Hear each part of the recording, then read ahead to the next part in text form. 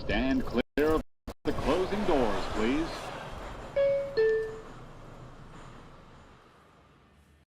What is up, you guys? Welcome to the stream. Another brutal loss for the New York Mets as the Bats are absolutely silent. Once again, they fall to the Red Sox in this one by a final score of 3-1. Two consecutive losses now for the Mets as they can't do anything in this opener out in Beantown. Just horrible day for the Mets lineup, and it feels like this is what we've been talking about for an entire week now. We had a horrible weekend against the Yankees in the Bronx, and it only got worse here tonight at Fenway as the Mets do drop this one to the Red Sox by a final of 3-1. This is just becoming infuriating to watch. I just am getting to a boiling point now that it's just been so miserable watching this team, just almost expecting them not to get the big hit right now. It's been so miserable to watch this team over the last week. What's up, guys? I'm Tony Metro. If you're new to the channel, I'm sorry you had to hear that little rant right there. There's going to be a lot more coming in this stream right now, but hopefully you'll stick along with me and we can have a little therapy session here for the Mets who are just bumbling right now. I do daily Mets content. We do post-game streams, and I do all kinds of other stuff on my channel, so be sure to check all that out. You can check out the video I just released yesterday, how the New York Mets, 1992 Mets, became the worst team that money can buy. That is on my channel live right now, so be sure to check that out after the stream. And you can also follow me on all my other platforms, TikTok, Instagram, and Twitter. Links to those are all in the description right below. But instead, right now, we're going to talk about another horrific loss for the Mets as they fall to the Red Sox in the opener of this series, a final of 3-1. Now, two consecutive losses for the Mets, and more importantly, they have now lost 4 of their last 5 games. They have not been looking like a playoff team whatsoever over the last week. This has been brutal to watch. Let's get into it. Obviously, the Red Sox come out swinging against Kodai Senga in the first inning. They get first and second with nobody out. It's a RBI ground out for Alex Bregman, and then an RBI single later for Trevor Story to immediately put the Mets in a 2-0 hole. And then later in the third, right in the second inning, Jarren Duran would have his RBI triple, and the Mets would find themselves down 3-0. Then in the third inning, with a runner at second, Tyrone Taylor actually delivering an RBI single into left center. And from there, nothing but zeros. And it's not for a lack of opportunities. The Mets, once again, do nothing with runners in scoring position, cannot find the big hit in this one. Kodai Senga trudged out there, bulldogged his way through 6 innings despite having a really difficult first 2 innings. His pitch count was up around 75 pitches after he finished off the 4th, still went out and gave this team 2 more innings. You even got a scoreless inning of relief from Jorge Castillo in his Mets debut, and the Mets offense, once again, cannot pick up this pitching staff. It is absolutely infuriating. What is going on? James, welcome to the chat, my man. I don't know. Maybe it is time to shake up this lineup. Something is not working. The fact that they are all in this quote-unquote slump right now at the same time just doesn't make sense to me. Is it the hitting coach? Is it Eric Chavez? Is it the philosophy that they have when it comes to situational hitting, or just overall as a lineup, as a team? I don't know, but something is funny here that the whole lineup could just go cold like this at the exact same time. On paper, way too talented for that to happen, but that is exactly what has transpired here. You got Pete Alonso, Juan Soto, Francisco Lindor.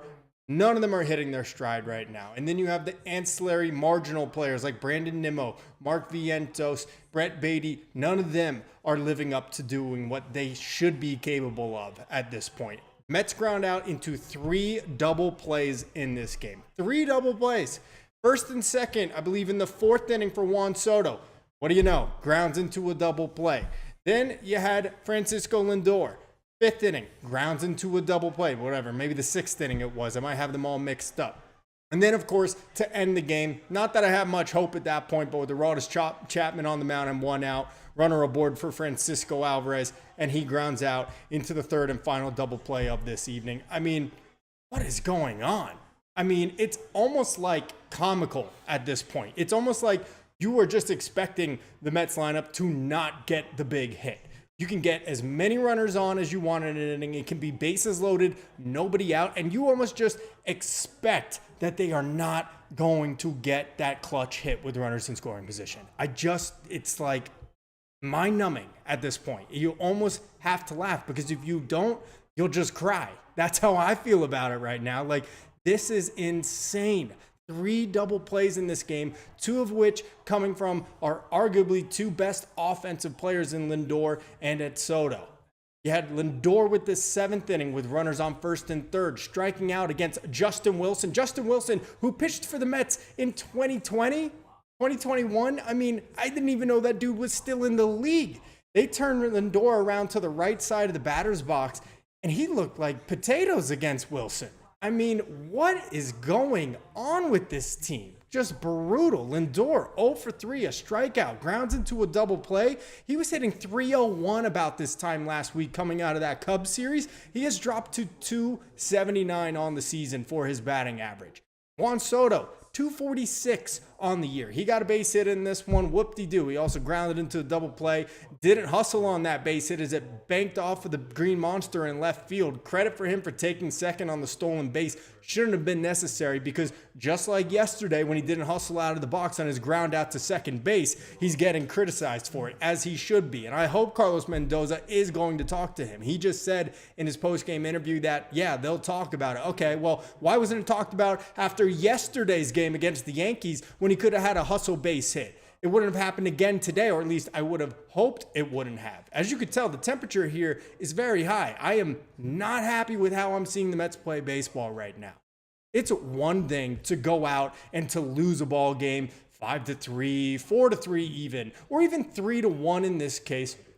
But the way they look, they are lethargic. They don't look interested in playing. Their approach at the plate is horrific, and it has been going on an entire week now. I said it so many times last night. If you were watching the stream last night, you're probably sick of hearing it. It all began last Monday against Paul Skeens and that series with the Pirates. They looked horrible in that series. We're lucky to win 2 out of 3. Then they go to the Bronx this weekend, and I said it last night. They were lucky they weren't swept. They played horrible the whole weekend in the Bronx. They were lucky to even win Saturday's game by the skin of their teeth, a 3-2 win. And then yesterday, they're in it the whole time, 2-2 going into the 8th. And again, countless opportunities for the Mets offense that they can't cash in on. And of course, then the blow-up inning in the 8th, thanks to the Pete Alonso error, who, by the way, had another throwing error today. What's going on with that, Pete? I'm not overly concerned about that. My main focus right now is this lineup because it is not getting the job done. I have a couple stats here for you. Let me take a look at it. Last 6 games for the Mets have been brutal offensively. I had them actually saved on my phone, which is what I'm recording on, so I won't be able to look at them right this second. What do you guys think? What is your big takeaway from this game? Obviously, it's got to be the lineup if you ask me. How are you feeling about this lineup right now? Because I am majorly concerned. I don't like the body language. I don't like what I've seen out of Mark Vientos. He is looking like the sophomore slump is for real and here to stay. He had a nice little week and a half, 2 weeks there, but it looks like he's falling back into those bad habits. He does not look confident at the plate at all. He is swinging at everything in the left-handed batter's box. Those sliders away, they're just feeding it to him. He's not catching up to the high heat up around the letters. I am very, very concerned about this Mets lineup right now. James, Peter Knobloch, yeah. Soto's watching what is he watching? His pop-up against the wall. Yeah, I mean, how did Carlos Mendoza not address that yesterday? How did Mendoza not walk over to Soto on their flight to Boston last night after not hustling out that ground ball to DJ LeMahieu and say, look, we can't have that. You are our guy, love you, but you got to hustle as hard as anybody else on this team. How is that not a conversation? And then it probably wouldn't happen here again today. Now, in the grand scheme of things, did him not hustling out of the box today on his single off the green monster, whatever the fuck they call it, it didn't mess anything up. He ended up stealing second anyway, so whatever. And they didn't score him because, again, the Mets don't hit with runners in scoring position, but still, it's the optics of it. It's just how it looks. It's terrible. It's just not a good look for a team that, like I said, have lost 4 of their last 5 and are now 10-11 in their last 21 games. So yeah, under 500. And by the way, as I stream this right now, as you guys watch me, the Mets are in a virtual tie with the Phillies for first place in the National League East. And by the way, they're playing the Rockies right now. So there's a very good chance that we wake up tomorrow morning and the Mets are in second place in the National League East. So I don't want to hear any more of this. Oh, well, we're 11 games over 500 and, we're in first place in the East. They'll be fine. No more of that. This team is not performing to the levels that we expect them to. They have been a miserable watch ever since the end of that Cubs series. And there were a couple little blips on the radar before that. That little doubleheader, that weekend with the Cardinals in St. Louis. Little concerning. They bounced back. They won 2 out of 3 in Arizona. And then they obviously had that series with the Cubs at Citi Field. But there were a few things we saw there. And even if you go a little further back in that series in D.C. against the Nationals, where the bullpen blew 2 of those games, wouldn't you like to have those back right now? They didn't seem like such a huge deal in the moment, but yeah, now you would. Also the same series where we found out A.J. Minter was down and done for the year. So it's been a really rough 2-week stretch, and no more can Mets fans rest on their laurels. Oh, well, we're 11 games over 500. Oh, well, we're in first place in the National League East. Because as it stands right now, we're tied for first place in the East. And I am not a betting man, but I'm going to definitely wager that the Rockies are not going to beat the Phillies tonight. And maybe not this entire 3-game series that they have out in Denver. So the Mets need to get it kickstarted. I don't know what it is. I don't know if it is firing Eric Chavez. I don't know if it's shuffling the lineup around. What would you do? Let me know in the comment section below, because I personally don't know what I'd do. I would definitely take a close look at Chavez and try to get a better understanding of what the philosophy is. Mendoza just said it in the post-game recap here. Sometimes we're being too aggressive and chasing. Sometimes we're not being aggressive enough and being too passive on good pitches in the zone. So what is going on in their heads? Is it too much information, too much analytics? Do they not have enough information? I don't know what it is, but the last week and a half has been really ugly from this Mets lineup. Yeah, 4-game series for the Phillies in Denver. My bad on that one, James. The Rockies do lead right now 2-0 in the 5th inning. Don't count on that lasting. I mean, I would be shocked if it's a 2-0 game or if the Rockies do end up winning that one. They are horrible. Phillies are going to hit that ball all over that yard. We know it. It flies out of Denver. So, I mean, look, there's a very good chance we wake up tomorrow and the Mets are not in first place. It is only May 20th, May 19th.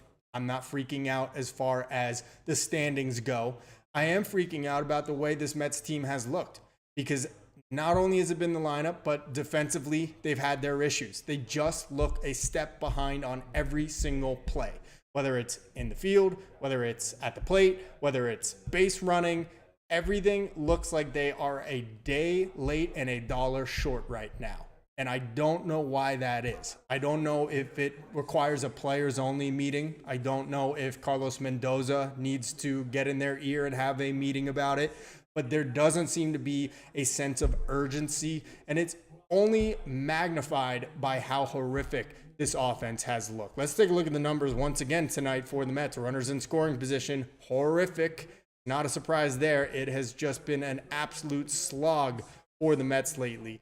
1 for 8 with runners in scoring position. Again, they went 1 for 7 yesterday. They went 1 for 7 on Saturday. And I think they were like 2 for 11 on Friday against the Yankees in that 6-2 loss. So it's just been horrible. And we know they're one of the worst teams at hitting with runners in scoring position in all of baseball this year. Somewhere around a 222 average. That's got to just be going down and down and down as they continue to pile up 1 for 7, 1 for 8, 1 for 8.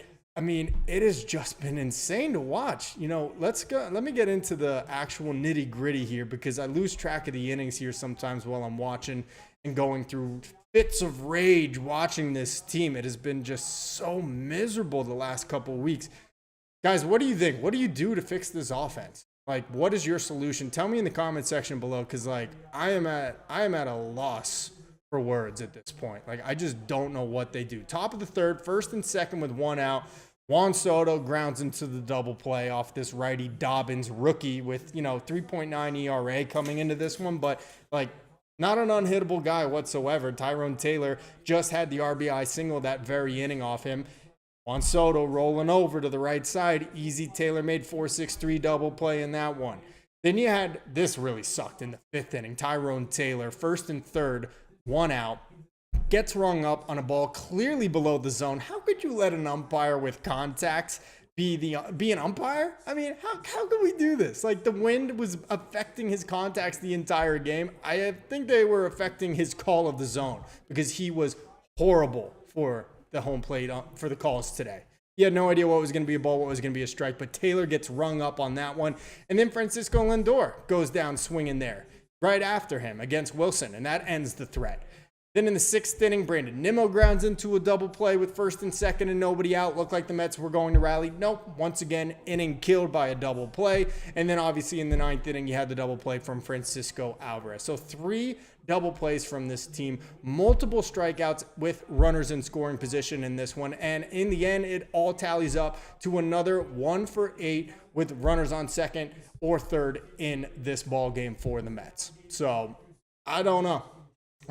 And despite all of that, despite getting no run support, despite having some trouble out of the chute for Kodai Senga, he still ends up going 6 innings pitched. Quality start from Kodai Senga, and not just by definition of, 6 innings, 3 runs. Quality performance from Kodai Senga to go out there, give the Mets some length, even after giving up 3 runs in those first 2 innings. So final line on Senga, 6 innings pitched, gives up 5 hits, 3 walks, and 3 earned runs. He also struck out 5. His ERA balloons all the way up to 1.43. I mean, the dude has been great. He was at 1.02 entering this game. It does go up to 1.43, obviously, after giving up 2 runs over 6 innings. But he gave him a shot to win. I know you didn't want to fall behind in an early 3-0 hole, especially after the way the weekend went in the Bronx. But new environment, new ballpark, you could use the green monster in left field to your advantage as a righty or even as a lefty going opposite field. And the Mets offense has 0 answers. 0 answers after their starter only went, 4 2/3 innings in this one? They end up using 4 relievers, Justin Wilson, Weissert, Slayton, and then, of course, Aroldis Chapman to end this one. And they threw 4 1/3 innings of scoreless ball. 4 1/3 innings of scoreless ball from the Red Sox bullpen. The Mets couldn't do anything against a rookie. They got 1 run from Tyrone Taylor on that RBI single, and then they can't do anything in the remaining 4 1/3 innings against the Red Sox bullpen. It's just brutal. It's just been a miserable watch where you almost feel like if there's a guy on base, you can just assume the next batter is going to strike out or ground into a double play. That's where we're at right now with how this Mets offense has been performing. James Philly scored, 2-1. I told you it wasn't going to last. I mean, come on. It's the Rockies. The Phillies are a good team. I don't want to admit it, but they're a good team. I do think the Mets are still better. We're in a really bad funk right now, but that's not going to last. Boston was 1 for 11 with runners in scoring position. Yeah, I mean, it happens, but you know what? That's not my problem. My problem is that the Mets now, for the whole season, we're now, 50 games into this season? Mets dropped to 10 games over, so 29-19. So, 48 games into this season, the Mets have been one of the worst teams at driving runners in from 2nd or 3rd. I mean, they have one of the lowest batting averages. It doesn't account for sacrifice flies, so granted, it's a little skewed, but it's clear this is a huge issue. It's a systemic issue throughout this entire lineup. It's not just one guy. They are clenching their cheeks at the plate when guys are in scoring position, and I don't get it. It has just been so miserable to watch.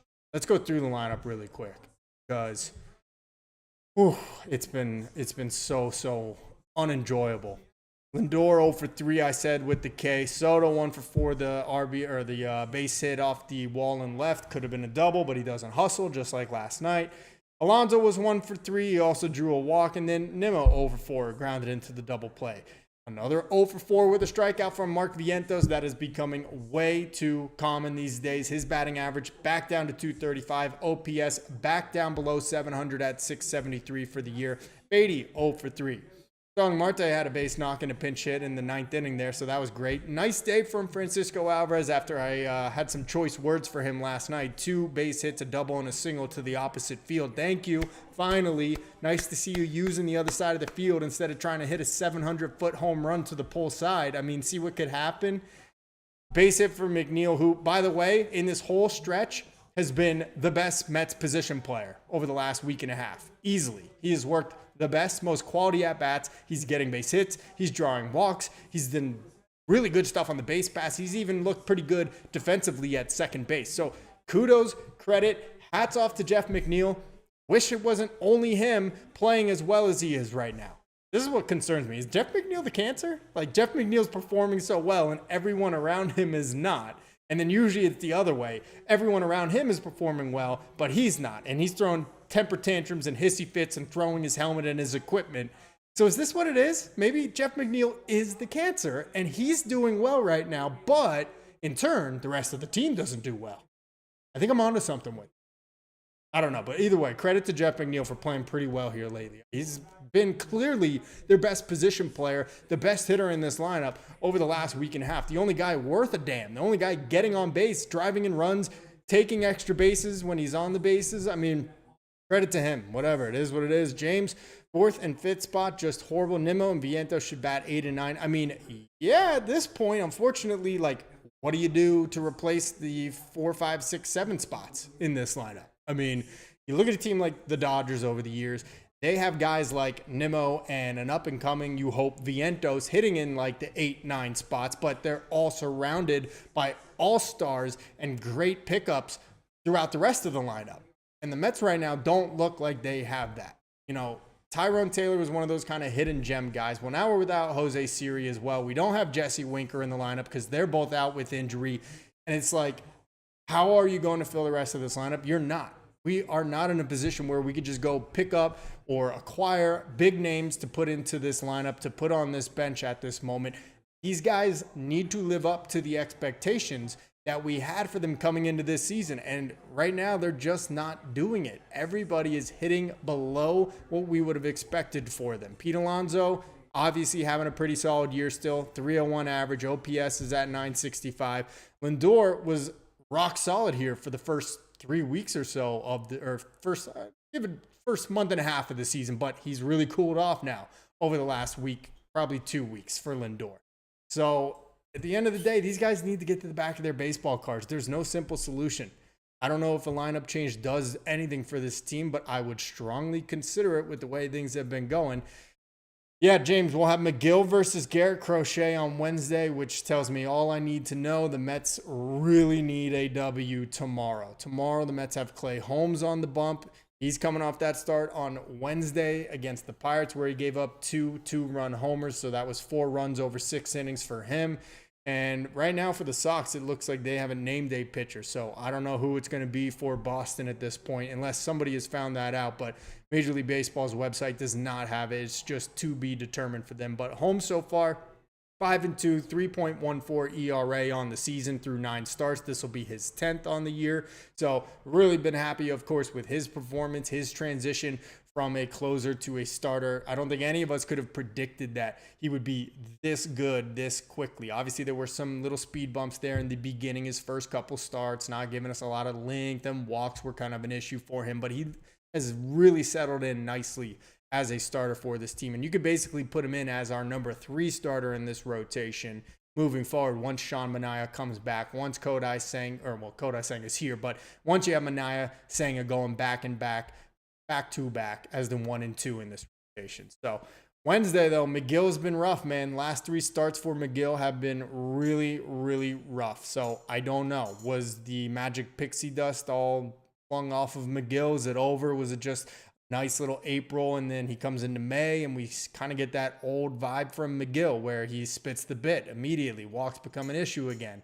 I don't know. Consistency has always been Tyler McGill's biggest issue, and it's rearing its ugly head again over these last 3 starts. Didn't even make it out of the 3rd inning in the Bronx on Friday. So hopefully a bounce back start for him, and it's going to be an uphill battle no matter what with Garrett Crochet pitching for the Sox. So tomorrow's game, I would never say must win, but for my mental health, for your mental health, and that of all the other Mets fans out there, I highly suggest that the Mets beat the Red Sox tomorrow and are not staring down the barrel of a sweep on Wednesday. Tomorrow, if they lose, it will be the first time the Mets have lost 3 games in a row this. And honestly, I don't know, maybe they need to hit rock bottom at this point. Maybe that's the wake-up call they need.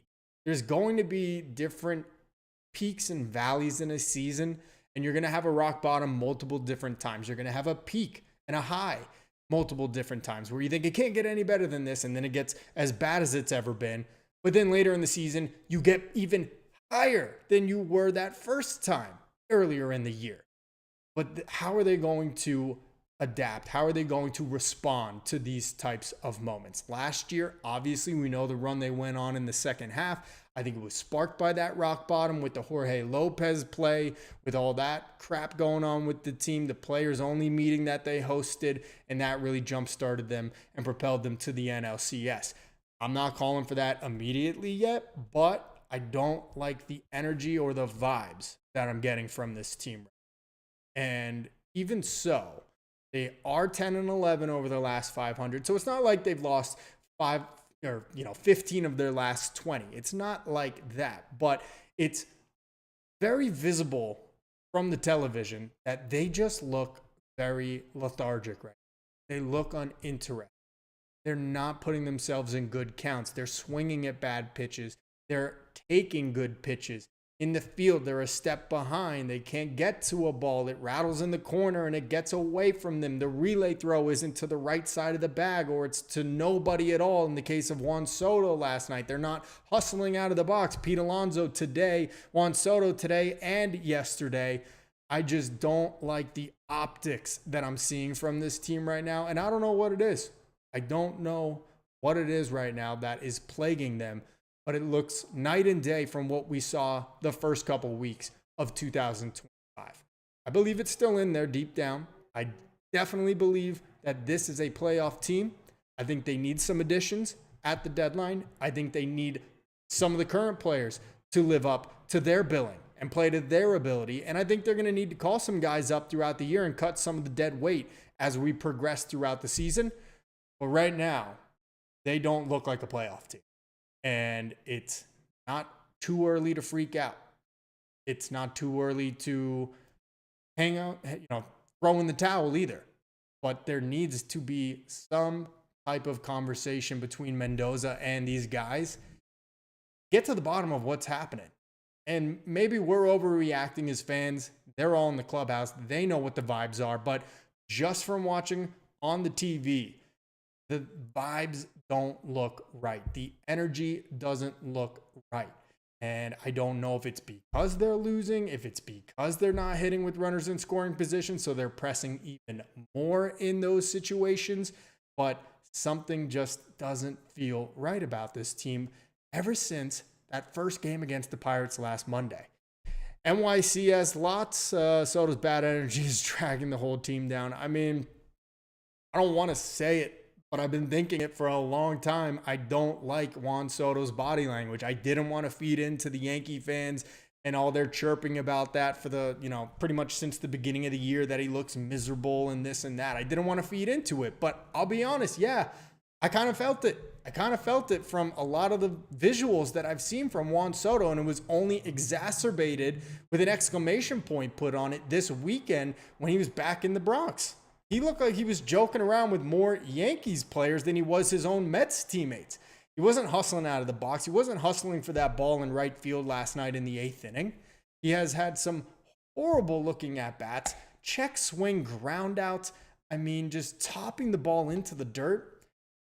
I don't want to say it, but right now, Juan Soto is really concerning me. Really, really concerning me. I don't know what it is. I don't know if he regrets the decision. I don't know if this is just, kind of same situation as what Carlos Beltran went through his first season with the Mets in 2005. But right now, Juan Soto does not look comfortable whatsoever in any part of the game.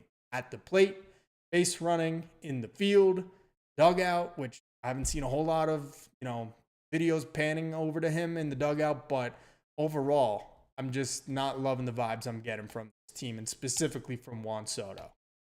And he's, of course, going to be scapegoated in all of this because he should be the face of this lineup, without a doubt, especially after the money that the Mets just signed him for this offseason. But it's the whole lineup. Nobody is hitting in the big spots. Not Lindor, not Alonso. Forget about Vientos. I mean, you might as well just count it as an automatic strikeout with Vientos. He has just been miserable lately. The sophomore slump is on. It's for real. First month of the season, you give it a break. It's the first month of the season. Anybody could struggle out of the gate like that. Well, now we're 2 months into the year. This is game 48 tonight. It's official. The sophomore slump is on. Mark Vientos needs to prove to us that that's not going to happen.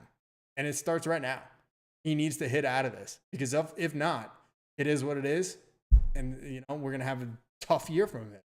James, pitching is strong, is keeping them from a losing streak. Lindor was crap in his first Mets season. Yeah, great example there, James. First of all, the pitching, yeah. Only reason the Mets are in any of these games. Mets lose 8-2 last night. That was not indicative of the score, obviously. We know the throwing error from Pete Alonso opened the door for the Yankees in that inning. The grand slam pop-up from Cody Bellinger, that's only out in 5 of 30 ballparks. Of course, Yankee Stadium's one of them. Okay, so 8-2 final, but the pitching kept them in that. Pretty solid performance there from David Peterson. Bulldogged his way to 6 innings, 2 runs. You got a good inning out of Brazaban, even though it was a little scary. And then, of course, Stanek had trouble putting away that guy Vivas. And it turns into a huge inning for the Yankees. And then again today, rough start for Senga, 3 runs in the first 2 innings. And then he did his job. And then the relievers did their job tonight. And the Mets offense, once again, comes up well short of what this team needs from them. This was a more than winnable game. 3-1 should not feel like 8-1 when I'm watching, but that's exactly how it felt tonight. And that is because of how this offense has been performing. So 1 for 8 with runners in scoring position. They leave 6 men on base. They hit into 3 double plays. Lindor with big strikeouts in a big strikeout and then a big ground out in another moment with runners in scoring position in this one. Just brutal. But like you said, James, to your point, 6 innings from Senga, 3 earned runs, still got through 6, so solid performance from him. Jorge Castillo, in his debut, he did end up walking a guy and then giving up a hit. There was a little bloop double that, like I've been saying, the Mets seem just a step short, a step behind on every play. Don't blame him for this, but perfect example, the imagery of Brandon Nimmo sliding for that ball down the left field line as it bounced into the stands for a ground rule double. Those kinds of things were not happening the first month and a half of the season, and it feels like they're all happening at once right now to this Mets team. Some of it is just baseball. Some of it is just the sport and what are you going to do? But some of it is definitely on these guys not showing a ton of effort, not having a sense of urgency, just looking very lethargic. So Castillo ended up with that 1 inning, and then Jose Butzo, even though he gave up 2 more hits tonight, did have a scoreless inning there in the 8th inning. His ERA has actually very quietly dropped down to 2.77. So good for Butto, I guess. But at the end of the day, who really cares when you're not winning games? Another horrible performance from the Mets off. Raul Almanzar, let's go Mets World Series champs 2025. I really hope so, man. I really hope so. Right this second, right now, if you ask me, though. I don't know if I would agree with that one. But long season still. This is game 48. We have 114 more of these to get it right. Still think this is a 90-plus win team. I still think this team is the best or as good as the Phillies or Braves to win the NL East. It's going to be a toss-up. I think it is, but I think the Mets have just as good of a chance to win the NL East as any of the other teams and make a run in the playoffs, but not with how they're playing right now. Pitching is the only thing that has stayed consistent this year. Really, even there, the bullpen's been shaky, and we've seen different names coming up and down. We need to find some type of consistency here. James, going back to what you were saying, yeah, and look at Lindor, too. His first year in 2021, he was horrible. Hit 230, thumbs down gate with Javi Baez. 2022 then had a pretty solid year. It wasn't really till the second half of that year that he started to take off for the Mets in that one. And then 23 ever since, pretty much, he's been awesome. We love Lindor now. I just don't get why this is like always the thing with the Mets when they acquire a new player. Why is there a Mets tax on acquiring superstar players? Why is there always this adjustment period? You had it with Piazza to a degree back in 1998. You had it with Carlos Beltran in 2005. Have it this year now with Juan Soto, and you had it, of course, with Francisco Lindor in 2021. I just don't understand. We thought that because Soto just played last year in New York, that it wouldn't really be that big of an adjustment, that he'd be used to the media hype and the whole shadow of it here in New York. But that does not look to be the case at all. He looks just totally uncomfortable at every part of the game right now. Batter's box, base pass, field, with his teammates. I don't know what it is, but it's driving me nuts. That ground into double play that he had tonight with first and second and nobody out, or there was one out, it ended the inning. That was brutal. Then you had Nimmo do it with first and second and nobody out. Alvarez to end the game. Lindor with the big strikeout and runners on in the 5th. Again in the 7th with runners on. It was just another horrible watch as a Mets fan of this offense. It has been, guys, be sure to give this video a like if you are a Mets fan, or if you're not and you just want to troll, that's fine too, but really goes a long way toward helping out the channel. I appreciate it. If you're not already subscribed, be sure to do that. Daily Mets content, post-game streams like this one, usually in a much better mood because the Mets have been winning a lot more than they've been losing this year, but not the case right now, not this week. They lose their fourth game in 5 tries. Yeah, that works. 4th game in 5 tries. And are staring down the barrel now of a 3-game losing streak. That would be the first time this year they have lost 3 games in a row. Tomorrow, it is Clay Holmes. The Red Sox, according to MLB's website, have not announced a starting pitcher for them. So we'll see who is going for Boston. And then as James pointed out on Wednesday, it's Tyler McGill versus Garrett Crochet. So if the Mets don't win tomorrow, not only do they lose for the first time this year 3 games in a row, but very, very real possibility that they get swept out of Boston, losing 4 in a row with Garrett Crochet matching up with Tyler McGill on Wednesday. So that would really suck. James Nimmo had bad legs, probably needs knee surgery. Yeah, I mean, I'm surprised he didn't have something type of procedure done this offseason with all the issues he had last year. We know he was hobbling in the playoffs there. And then obviously coming into spring training this year, the plantar fasciitis and the knee and all the kinds of issues he's been having. That's concerning about Nimmo. I mean, I've said it. I've been on record. This DH spot is open for the taking, and I don't understand why Mendoza is not kind of making it a rotating rover spot where you get Nimmo off his legs a couple times a week and put McNeil out in left field, or you put Francisco Alvarez at DH and let him just focus on hitting instead of being all into the weeds with the catching duties, and let Luis Torrens get some time in there, who was hitting really well this year with consistent playing time at the beginning of the season. Or even the same with Brett Beatty and Mark Vientos. With how poorly Vientos has been playing in the field, it's kind of seeming like it's time to put Beatty at third base more consistently. Made another really nice play today on a short hop to him, thrown across the diamond. So there's lots of different ways that Mendoza can utilize that DH spot to optimize it for everybody in this lineup, everybody on this roster right now, with Winker sitting out because of injury. And I just feel like he's not using it to the best of his ability. I guess it was Vientos DHing today. So that's, part of my little plan that I've hatched here. But I've been on record saying I want to see more out of Francisco Alvarez. I'm happy he had his 2 hits today. I do feel like maybe he's so consumed with trying to be the best defensive catcher for not only himself, but of course for his pitching staff as well, that it may have taken a little bit away from his preparation and focus as a hitter. So maybe getting Torrens back in behind the plate a little more often while letting Alvarez DH and just focus solely on his next at bat would get him going, while simultaneously getting Torrens some playing time, who right now, by the way, along with Alonso, I believe 1 and 2 as far as Mets hitters batting average with runners in scoring position this year. And he barely plays. You got to get something going here. And why not get Torrens in there as often as you can if he's your leader with runners in scoring position this year? Winker's out for at least another, I'd say, 2 months. Series probably still 2 months away or close to it. Not that I think we're going to get a whole lot of production out of him. We weren't when he was healthy here. And we know he's historically kind of just a boomer bust home run guy. But something's got to give. there's got to be some type of change in this lineup. I don't know if it's the order. I don't know if it's getting different guys in there. I don't know what it is, but there needs to be some type of solution offered up here, some type of change. Because right now what they're doing is just not 10 runs in their last 6 games. 1 homer in their last 6 games. I mean, what the hell happened to this lineup? That series with the Cubs, they scored 6 runs, 5 runs, 7 runs. Total of 18 runs in that 3-game series with the Cubs and 9 homers.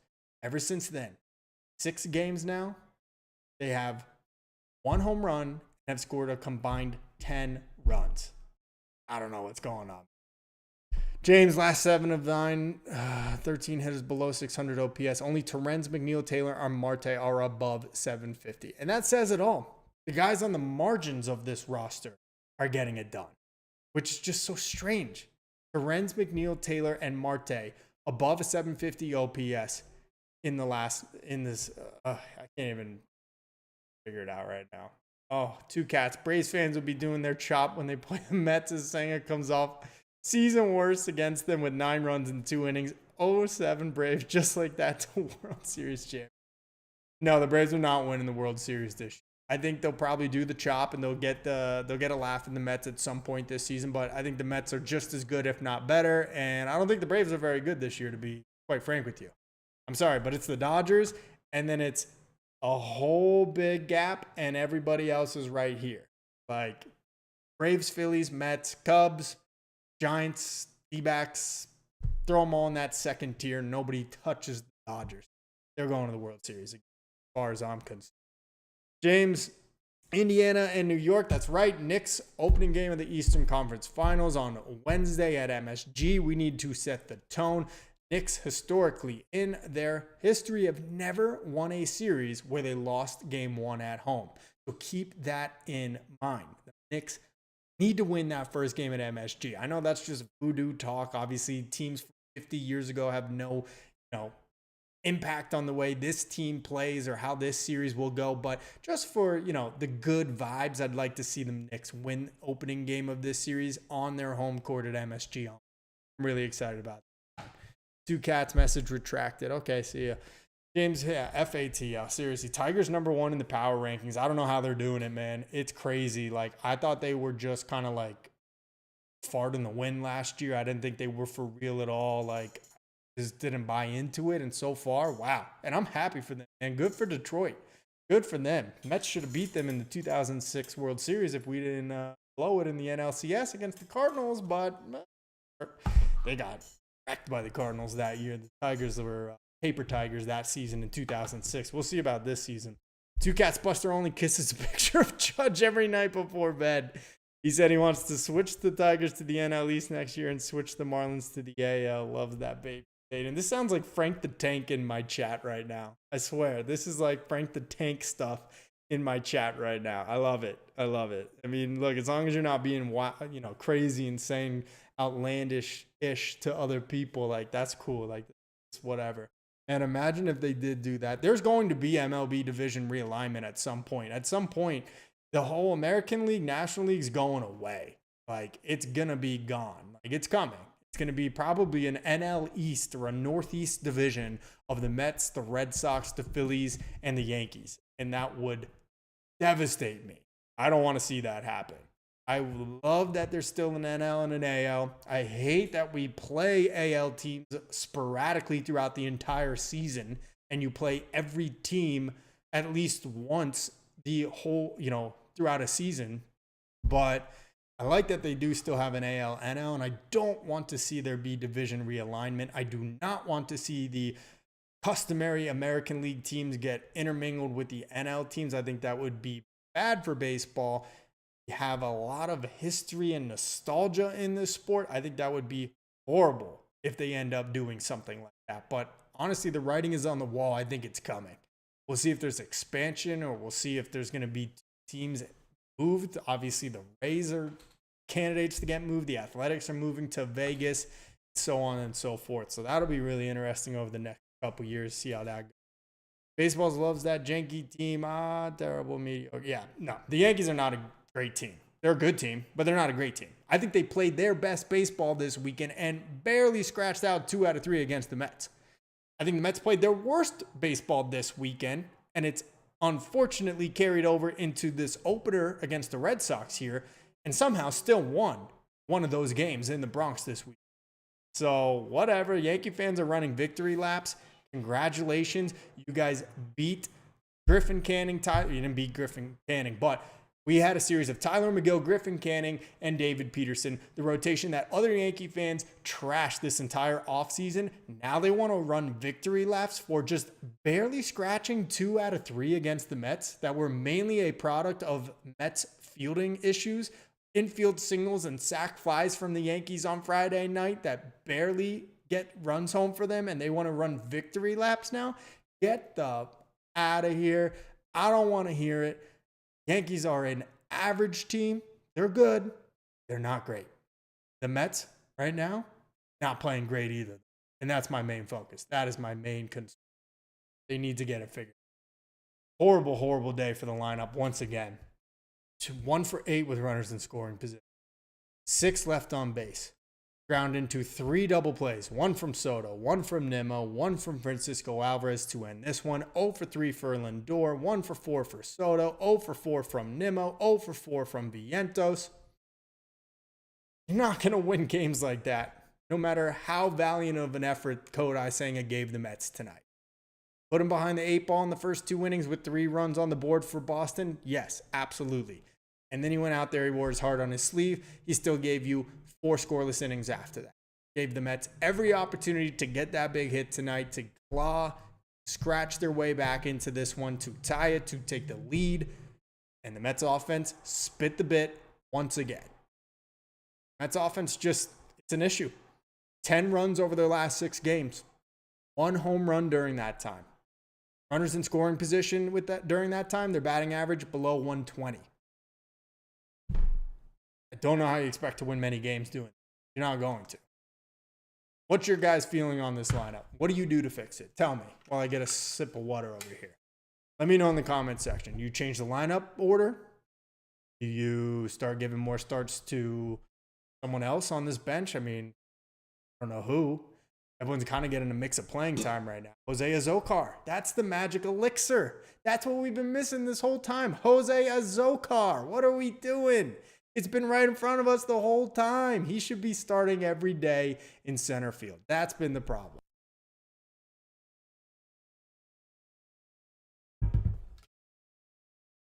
I don't know. It has been so miserable to watch the Mets this week. I'm dreading it.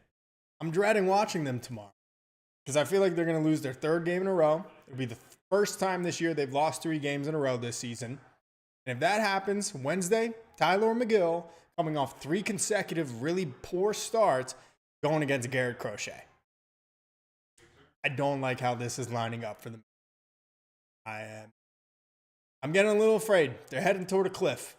And if somebody doesn't start pulling that rope the other direction, it could go downhill fast. Because immediately after the Mets get back from this series in Boston, they have 3 with the Dodgers at home. So it does not get any easier. Now, that being said, oh my God. Meanwhile, the Rockies just threw the ball into center field and the Phillies are set up with 1st and 3rd and nobody out. Okay. As I said, you knew the Rockies weren't going to win this game. They're up 3-1 in the 7th right now, but Trey Turner hits a comebacker to the pitcher. Taylor made 1-6-3 double play, throws it into center field. Oh. So there's a very good chance by the time we wake up tomorrow morning, ladies and gentlemen, that the New York Mets will be in 2nd place in the National League East. So like I said in the beginning of this stream, if you guys are just joining now, no more resting on the laurels of, well, we're in 1st place. Well, we're 12 games over 500. Look at the record. That is over. The NL East is officially on. They're in a virtual tie right now with the Phillies for 1st in the East. And very well could find ourselves a half game behind in 2nd place by tomorrow morning. The Mets need to turn it around, and they need to turn it around now, and it starts with the lineup. Cannot get away with consistently going 1 for 7, 1 for 8, 2 for 11 with runners in scoring position, leaving 7, 8, 9 men on base every night on a consistent basis. You're just not going to win a lot of ball games no matter how good your pitching staff is. This pitching staff's been great. Is it better than the 2015 pitching staff with Harvey and Syndergaard and DeGrom and Matz and Wheeler? Well, Wheeler wasn't in that. Alone? No, it's not. This pitching staff has been great, but to expect them to all pitch to a 2.3 ERA and carry the torch the entire season, completely unrealistic. And the bottom line is, we entered this season with the expectation that this Mets lineup would score 4 to 5 runs every night on a consistent basis. They have not been doing that at all. It starts at the top. Alonso, Lindor, Soto. They have been brutal in this stretch. They are the guys that need to get things going for this team. Lindor had a really rough night tonight. 2 opportunities, struck out in both of them. Nimmo grounds into a double play with first and second, nobody out. Soto grounds into a double play to end an inning with men on first and second. The worm's got to turn. It's got to turn. James says 7 errors in the last 7 games. Yeah, I mean, look, this is one of those things that has been rearing its ugly head now. Last year, the Mets were excellent defensively.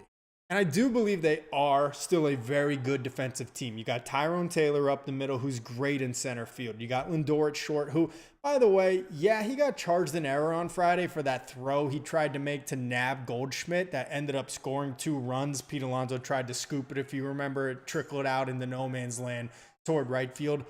I don't really count that one as an error. He should have eaten it. He should not have thrown that ball. I'm not really going to count that one as an error. He was trying to make a play on it. Wasn't a horrible throw. It could have easily been dug out or at least knocked to the ground by Pete. Instead, it was one of those weird plays where just in and out of his glove. I wouldn't even consider that an error from Lindor. But obviously the Pete error yesterday, which killed us. Pete's error tonight did not kill us. But look, at the end of the day, you don't want to be making any errors, and they've made 7 in their last 7 games, to your point, James. And it will eventually cost you, like it did last night. It did on Friday as well. So they just don't look like a tight bunch right now. They look a step behind in every facet of the game. In the field, running the bases, at the plate. Pitching's been the only thing carrying them. And to your point, still the best in baseball. Still the number 1 ERA in baseball. But at a certain point, you got to find a way to win other ways. You can't just depend on the likes of Griffin Canning, Kodai Senga, and Sean Manaea when he gets back, and Clay Holmes to go out and keep you in ball games and win 3-2 all the time, 2-1 all the time. When are you going to blow up for 5, 6, 7 runs and do that for like a week straight? That's what we expected out of this lineup entering this season. All the big names are still there. Yeah, we lost Winker. Yeah, we lost Siri. Have Alvarez the first month. But for the most part, all the big names are there. It just is not adding up as to why this whole lineup, 1 through 9 right now, has virtually gone cold. All at the same time. D-Rails, what's up, man? 2 cats. Disgusting between the Yankees. Ugh, that was horrible, that World Series last year, man. I was ready to go out of the country. That was brutal. The Dodgers are actually the team I hate the most in Major League Baseball. And that's because although I'm from New York, I grew up most of my life out in LA. So Dodger Stadium was the stadium I went to more often than any other stadium. Shea probably more. But Dodger Stadium, whenever the Mets were in town. Dodger fans are the absolute scummiest people on planet Earth.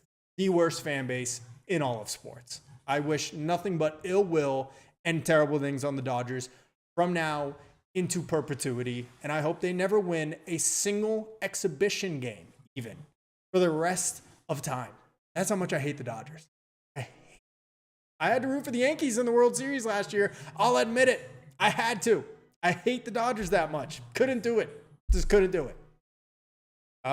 D-Rails, I can respect the Dodgers only a little because they're a good team. Yankees are Judge and Fried. Yeah, they are. That's what I'm saying. I just think the Yankees are kind of phonies. They're frauds. I don't think they're a very good team. I think they got Fried, they got Judge, and then the other guys, the cute story of Trent Grisham, you know, hitting well, and Ben Rice. It will taper off. They will struggle. They will do what they do every year, the Yankees, where the fans are like, what's going on with the Yankees? Oh, I don't know. I mean, you didn't field a very good team, so have fun with that. But it's really a bad club. What's a bad clubhouse, James? Are you talking about the Mets right now? Bad clubhouse or someone else? I'd like to see Drew Gilbert, by the way. I mean, at this point, why not? Why not give one of these prospects a shot? The thing that scares me, though, is like, Mets have not developed a very good position hitter since Pete Alonso. Let's be honest about it. Brett Beatty to this point has been a bust. Mark Vientos was a bust until he had that breakout season last year, and now right now he's looking a lot more like pre-2024 second half Mark Vientos than he is looking like the one in that great run in last season. And then you got Luis Angel Acuna, who's like a nice player, but he's not been all that great at the plate this year. He looked pretty solid the first month or so when we were all pining for him to get more playing time. Well, he started getting more playing time, and he's kind of been exposed lately. He's among the worst on this team at hitting with runners in scoring position. So, yeah, I'd like to see a guy like Drew Gilbert get called up, but I don't know how much faith I have in the Mets developing position players at this point, because it's been a little while. It's really been Pete Alonso in 2019, and who's the next best guy they brought up since then that is a position player? There's no starters in the lineup from there. I mean, Francisco Alvarez as well gets lumped into that group as being a guy that came up with sky-high expectations and has not delivered yet. Two Cats, Astros are my boys. Beat teams when you need them most. They own Rogers, Phillies, and the Yankees. Sharsh, what's up, man? What does word fraud mean in sports? I don't know. What does it mean to you in like regular real life? To me, it just means like illegitimate, not real, smoke and mirrors. It's exactly how I would describe the New York. So, James, Mauricio getting close. Yeah, we'll see with Mauricio. That's an interesting case. I mean, like, let's be honest. We were really hyped about Mauricio coming up at the end of 2023, but did have below a 700 OPS in that time. He was explosive, and like that was fun to watch. I do really still think he could be a guy, a name to watch for, but he's also coming off that ACL surgery. The rehab did not go well. He basically has to like literally completely redo his entire ascent to the major leagues. So I'm a little concerned if we're ever going to really see the true potential of what we thought Ronnie Mauricio would be, but I would welcome him back up right now. I don't know who he'd replace, but I would love to see what Mauricio has got. And Drew Gilbert, of course, is another name. Really high OBP, not a great batting average in AAA, but they really don't care about batting average anyway, you know? So, fourth worst team with runners in scoring position: Soto, Vientos, Acuna, and Lindor. And I mean, that basically sums it up. Who would have thought that after last year, Juan Soto, who hit 340 for the Yankees with runners in scoring position, would now be hitting, I believe you said it was like 122 after last night's game, James? And then obviously today, grounds into the double play with a runner on second, so it dropped even further. I believe he only had that one at bat with a runner in scoring position tonight. So who would have thought that Juan Soto and Lindor, two of the best hitters on this team, would be two of the worst hitters in the moments that matter the most to them? It feels like they have been a huge reason that they're in this slump right now. I hate to say it because there's going to be a point where these guys carry us, whether it's as a tandem together at the same time or it's individually. And I still have a ton of faith in Lindor and a ton of faith in Juan Soto, but I got to call it how I see it right now. And it's been bad, ugly, unwatchable, and it needs to turn fast. So Mauricio is in AAA. That's right. He got taken off that assignment in Binghamton. He's now in AAA. They did say, though, I believe Stearns had it in the comment, that they will not call Mauricio up until there is a, quote, need, meaning there's an injury to somebody. So I don't know if we're going to see Mauricio unless there's some serious issues. I really am crossing my fingers that it doesn't come to the point that the Mets need to send Vientos down to AAA. That would be a problem. That would mean that his season continues to go off the rails. And at that point, you basically got to throw out all of 2024, which would be shocking to me. because I was convinced after the way he performed in the second half of last year and the way he performed with all those clutch homers in the playoffs that he was the third baseman for the next 10 years, that he was going to hit 25 homers every year.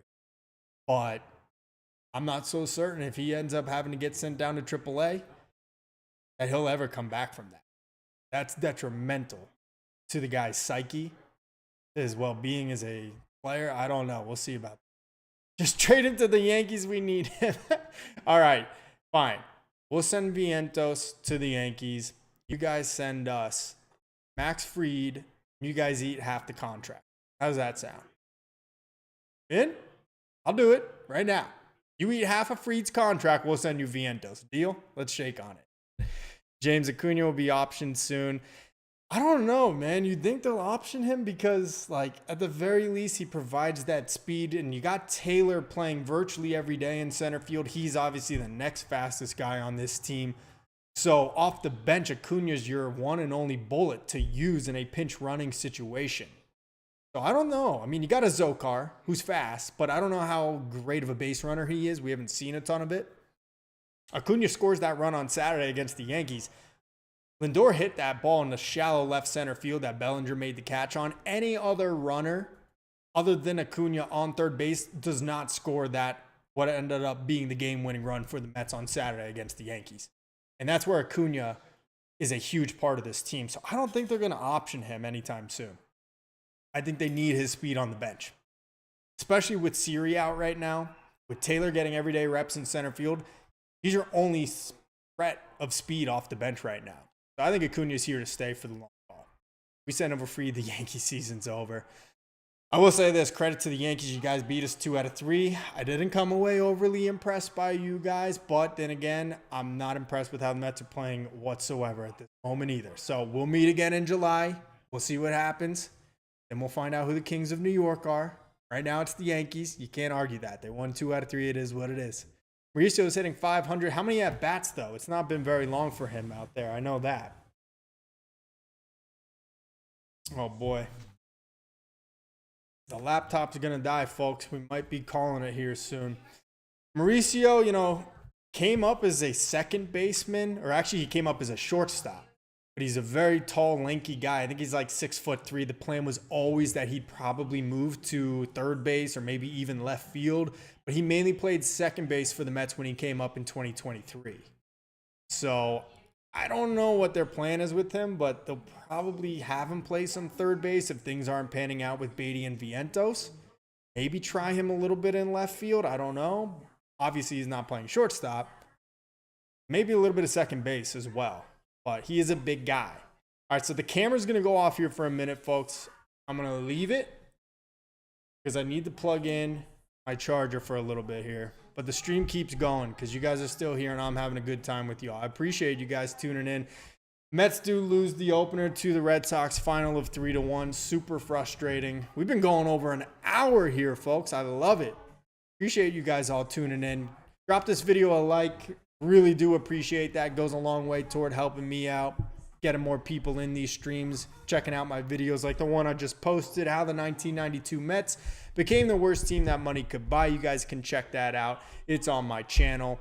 But tell me, how are you feeling after this stretch from the Mets? They've lost 4 of their last 5 games. They've lost now 2 in a row. They are 10-11 in their last 21 games. And they've scored just just 10 runs over their last 6. Because I'm at my wit's end with this lineup. This has been a tough watch. I didn't even notice that Yankees 99/22. You guys are taking it way too personal. Come on. He was there for 1 year.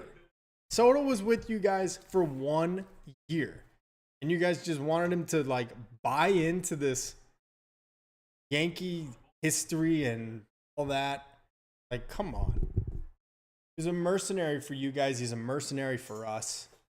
Let's get over ourselves a little bit. Okay, 99/20. Nah, I'm kidding. Being cool. I appreciate you too. Yankees were off today, I'm pretty sure, right?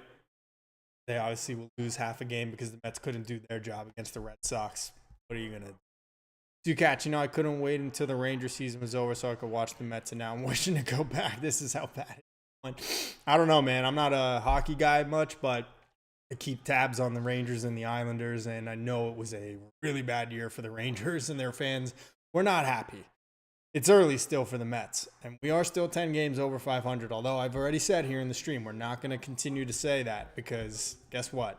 We're tied in first in the NL East now. We ain't running away with it. No, I'm just kidding with you, 99 over 22, man. I would feel the same way. And by the way, it's factually correct. Aaron Judge is a far superior player than Juan Soto. Like, I can admit that. I'm not an idiot. Any Mets fan that's going to try to lie to themselves about that is just being a homer. Like, Aaron Judge is ridiculous. Modern day friggin' Babe Ruth. Just insane. Ooh, all right, let me check out the chat here. James, you don't trade while value's down. No. I mean, I'm not trading Vientos anyway unless I got blown away in some type of deal, but that's not happening. So this is totally unrealistic to talk about. But look, at the end of the day, the Mets need to start hitting. They need to start getting production from their main guys, Soto, Alonso, Lindor. They need Vientos to get back and closer to what he was doing last year. They need a step from Beatty. They need a step from Alvarez. And at the end of the day, they need to start hitting with runners. This is a good team. This is a good lineup. They do finally get hitting and all on the same page. I think they are going to win a lot of games still. They are going to win the National League East, and I think they're going to make a long run in the playoffs. Like I said, peaks and valleys. Right now, we are definitely in a valley. It's been a rough for the Mets. That is going to do it, guys. I'm beat. The Mets have beaten the joy out of me for one night. Maybe they'll do it again tomorrow. Hopefully not. But I appreciate you guys tuning in. Another post-game stream tomorrow after the Mets and Red Sox Game 2 from Boston, as it is Clay Holmes taking on, to be determined still, for the Red Sox. We will have it all here on my channel. Be sure to leave this video a like and subscribe if you are new, and check out my new video, How the 92 Mets Became the Worst Team Money Can Buy. Guys, thanks so much for sounding off in the chat. It's been fun. You guys are always entertaining, bringing up super fun and great topics, so appreciate everybody contributing. You guys are as big a part of this as anything else. So thank you again for tuning in, you guys. Final tonight, Red Sox 3, Mets 1. We'll be back tomorrow post-game after Game 2. Until next time, though, I am Tony Metro. Stay true to the orange and blue.